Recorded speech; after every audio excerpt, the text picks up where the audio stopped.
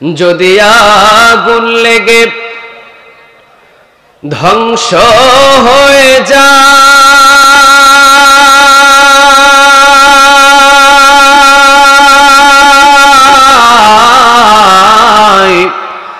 ধ্বংস হয়ে যায়, যদি আগুন লেগে যাই পড়ে যায়, আগুন লেগে যাই পড়ে যায়, পৃথিবীর সব বইয়ের দোকান বিশ্ব থেকে হারাবে না পবিত্র কোরআন, বিশ্ব থেকে হারাবে না পবিত্র কোরআন। ঠিক না ভাই? ঠিক।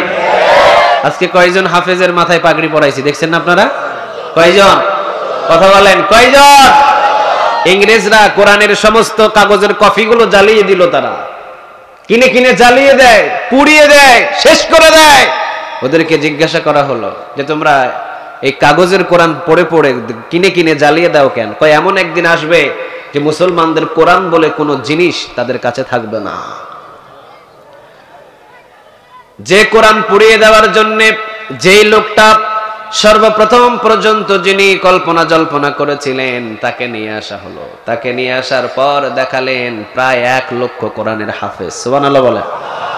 কই তুমি মিয়া কাগজের কোরআন কিনা কিনা জ্বালাও, এই যে দেখো জীবন্ত যে 1 লক্ষ কোরআনের হাফেজ এখানে, এরা হলো সবাই মাথার ভিতরে কোরআন নিয়ে বসে আছে। আচ্ছা বলেন তো দেখি, কাগজের কোরআন জ্বালিয়ে দিবে, পুড়িয়ে দিবে, এই 16 জন হাফেজের সেনা থেকে কি কোরআন বাহির করতে পারবে? কথা বলেন, বাহির করতে পারবে? তাহলে কিয়ামত পর্যন্ত এই কোরআনটাকে হেফাজত করবেন তিনি কে? আরো জোরে চিৎকার দিয়ে বলেন, তিনি কে? আবু জেহেল, আবু লাহাব, উতবা, শাইবা, মুগীরা যেমন কোরআনের 4 আনা পরিমাণ কোনো ক্ষতি করতে পারে নাই, 90 যদি আবু জেহেল, আবু লাহাব, উতবা, শাইবা, মুগীরাও পৃথিবীতে আছে, কোরআনের 4 আনা পরিমাণ কোনো ক্ষতি হবে না। চিৎকার দিয়ে বলো ঠিক কিনা? ক্ষতি হবে না, কারণ এই কোরআনের আলোটাকে ছড়িয়ে দেন তিনি কে? আরো জোরে চিৎকার দিয়ে বলেন, কে? 1400 বছর আগে বলছেন, ইউরিদুনা লিউতফিউ নূরাল্লাহি বিআফওয়াহিহিম ওয়াল্লাহু মুতিম্মু নূরিহি ওয়ালাউ কারিহাল। ও নবী, কাফেরেরা চাই ফু দিয়ে কোরআনের আলো নিভিয়ে দিতে, আর আমি আল্লাহ চাই কিয়ামত পর্যন্ত এই কোরআনের আলোটাকে ছড়িয়ে দিতে। সুবহানাল্লাহ। বাড়িতে গিয়ে বললেন, ছেলে ঢাকা শহরে চাকরি পাইছে। কি পাইছে বলেন? ঢাকা শহরে কি পেয়েছে? চাকরি পেয়েছে। ছেলে ঢাকা শহরে চাকরি পেল। তো ছেলে ঢাকা শহরে চাকরি করে, বাবা গ্রামের মানুষ, তো উনি গ্রাম থেকে ঢাকা শহরে গিয়েছেন। ঢাকা শহরে গিয়েছেন, 6 তলায় ফ্ল্যাটে থাকে ছেলে।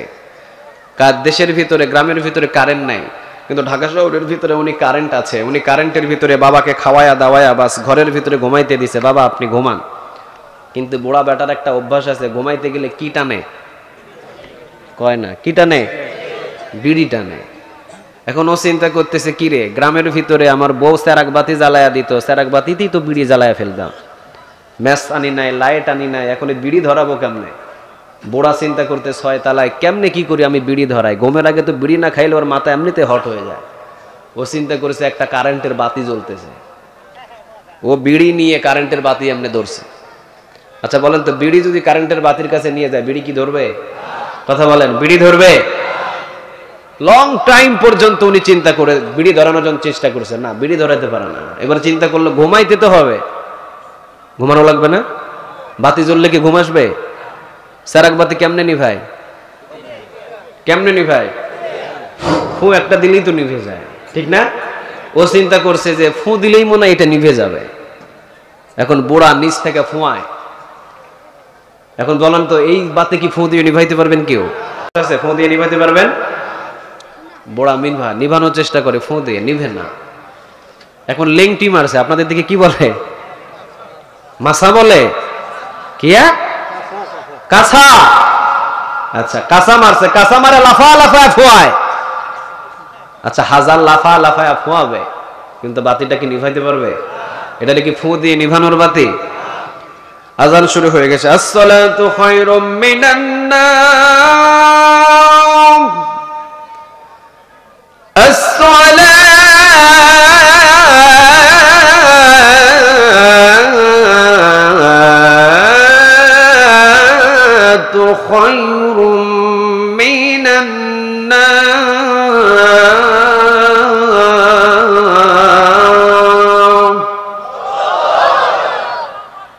আল্লাহু আকবার, আল্লাহু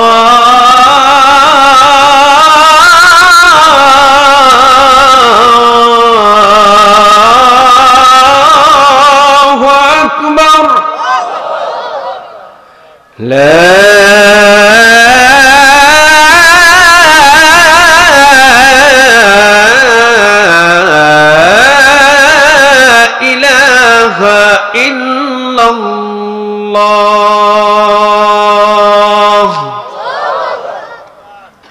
ছেলে এসে বলছে, বাবা উঠেন উঠেন উঠেন বাবা, ফজরের আজান দিয়েছে উঠেন।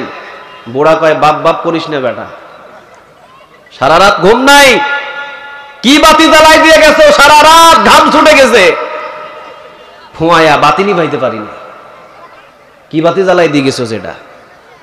ছেলে কয়, বাবা এই বাতি তো সারা জীবন যদি ফুয়ান এরপরেও নিভবে না, এই বাতি নিভানোর জন্য এখানে একটা স্পেশাল একটা সুইচ দেওয়া আছে, এইটা যদি অফ করেন বাতি নিভে যাবে, ঠিক না ভাই? ঠিক।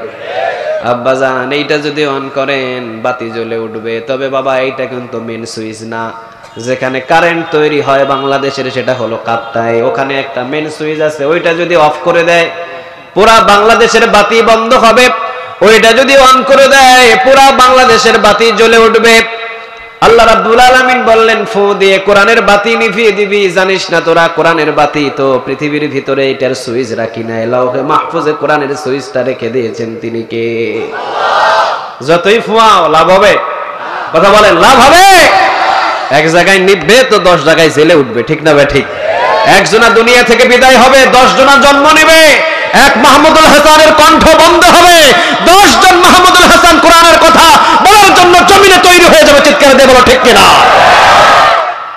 কার মাধ্যমে যে কোরআনের দাওয়াতের কাজ আল্লাহ চালাবে এটা বলা যায় না, জানেন একজন, তিনি কে? আরো জোরে চিৎকার দিয়ে বলেন, তিনি কে? কোরআন ছিল, কোরআন থাকবে, পৃথিবীর সব হারিয়ে যাবে, একটা দল মজবুত হয়ে থাকবে, সেটাই হলো কোরআনের দল, চিৎকার দিয়ে বলো ঠিক কিনা? আমরা কার দলে আছি? আরো জোরে বলেন, কার? আমি আওয়ামী লীগ হতে পারি, আমি বিএনপি হতে পারি, আমি জামাত হতে পারি, আমি জাতীয় পার্টি হতে পারি, আমি জাসদ হতে পারি, কিন্তু কোরআন আমাদের কয়টা? আরো জোরে চিৎকার দিয়ে বলেন, কয়টা? আল্লাহ আমাদের কয়জন? কাবা ঘর আমাদের কয়টা? রাসূল আমাদের কয়জন? আমি বলতে চাই, কোরআনের বিরুদ্ধে কেউ কথা বললে, ইসলামের বিরুদ্ধে কেউ কথা বললে, হজের বিরুদ্ধে কেউ কথা বললে, একদল ময়দানে মিছিল করবে, বাকি দল নাকে তেল দিয়ে ঘুমিয়ে যাবে, যারা ঘুমালো বুঝতে হবে ইমানদার নয়, ইমানদার নামের বাটপার, চিৎকার দিয়ে বলো ঠিক কিনা? তুমি দাবি করো ইমানদার, অথচ রাসূলের প্রতি মহব্বত নাই, তোমার ইমানদার হওয়ার কোনো প্রয়োজন? কথা বলেন, প্রয়োজন? আমি হতে পারি বিএনপি, হতে পারি আওয়ামী লীগ, কিন্তু আমার হজের বিরুদ্ধে কেউ কথা বললে আমার গায়ে আগুন জ্বলতে হবে, কারণ আমার এটা ধর্ম, আমার এটা কি? কথা বলতে হবে, আমার এটা কি? আমি দুনিয়াতে চলতে গিয়ে আমি একটা দল করছি, পছন্দ আমার, করেন, নো প্রবলেম, কিন্তু আমার রাসূলকে ছাগল মোহাম্মদ বলবে, আর মিছিল মিটিং হবে, আর ওখানে আপনি আক্রমণ করবেন, আপনি ইমানদার না, ইমানদার নামের বাপ্পা। আপনার মতো ইমানদারে রাসূলের চার আনার কোনো প্রয়োজন নাই। এই জন্য আমি বলতে চাই, বিশ্বের সকল মুসলমানদের আমি বলতে চাই, ভাই, বাংলার জমিনের ভিতরে হজের বিরুদ্ধে কথা বলে, বাংলার জমিনের ভিতরে আমার আল্লাহর আইনের বিরুদ্ধে কথা বলে, আমার রাসূলের সুন্নাহর বিরুদ্ধে কথা বলে, আমার একামতে দ্বীনের বিরুদ্ধে কথা বলে, আমি তো মাঝে মাঝে বলতে চাই, টিভি চ্যানেলের ভিতরে, টকশোর ভিতরে, এটিএন বাংলাতে, সময় টেলিভিশনে র‍্যাব পাহারা দিয়ে, পুলিশ পাহারা দিয়ে, অজংখ্য টকশোর ভিতরে কোরআনের বিরুদ্ধে কথা বলতে, আমি বলছি, আরে বেটা, বুকের যদি সাহস থাকে, টিভি চ্যানেলের ভিতরে নয়, টিভি চ্যানেলের ভিতরে নয়, টকশোর ভিতরে নয়, তুই ময়দানে এসে কথা বল, জামালপুরের জমিনে এসে কথা বল, বুকের চামড়া নিয়ে ঢাকা শহর যাইতে পারবি না, ময়দানে এসে কথা বলো।